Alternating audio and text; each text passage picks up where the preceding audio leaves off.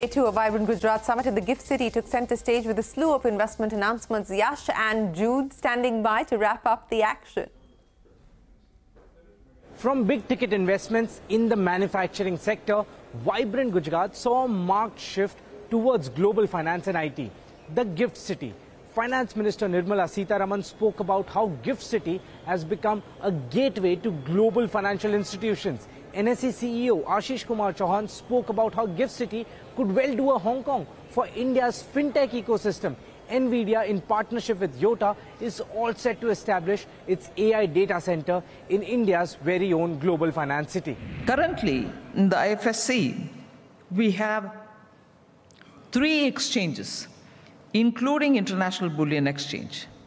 There are 25 banks operating within the IFSC, of which 9 are foreign banks. IFSC also has attracted 26 aircraft lessors who have collectively leased out 136 assets. There are 80 fund managers who have established 89 schemes and 29 insurance entities, including 8 insurance and reinsurance firms.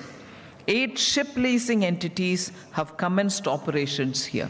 I think $85 billion of bonds have already been listed. So that is also on track. I would say next 10 years probably we should do $1 trillion of bonds, at least, probably more. And hope is that what Hong Kong did for China over the last 40 years for growth of China, Gift City will do for India. Big investors in India. We've always been big investors in India. There's no reason to stop investing in India. Day 2 at Vibrant Gujarat saw the focus shift to electric mobility, ports and trade. In an exclusive chat with CNBC-TV18, Ather's co-founder and CEO Tarun Mehta said he expects the EV sector to grow tenfold in just half a decade. Meanwhile, Union Minister for Shipping, Ports and Waterways Sarbananda Sonowal confirmed that MOUs worth $2.5 billion have been inked at the summit.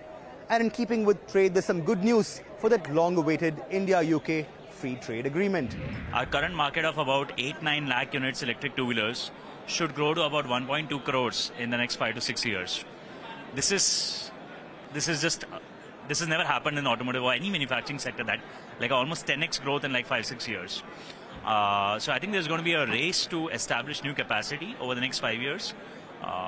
We are going to be looking at our next plant very soon. Port shipping waterways, like we have gotten like today MOU, and which is like the investment of like rupees more than $2.5 billion. Well, I think both. There's a real urgency from Prime Minister Narendra Modi as well as Prime Minister Rishi Sunak to really get this done. So if anyone needed impetus, it's coming from the top.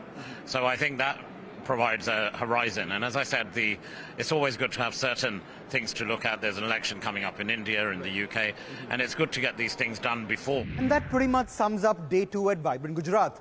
Investments in fintech and IT with a whole lot of progress in electric mobility, ports and trade.